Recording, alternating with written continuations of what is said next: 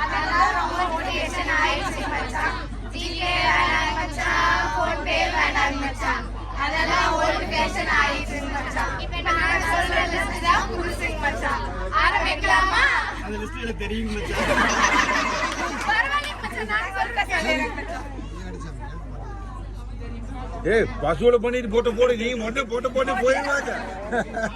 கமல் ஒரு second necklace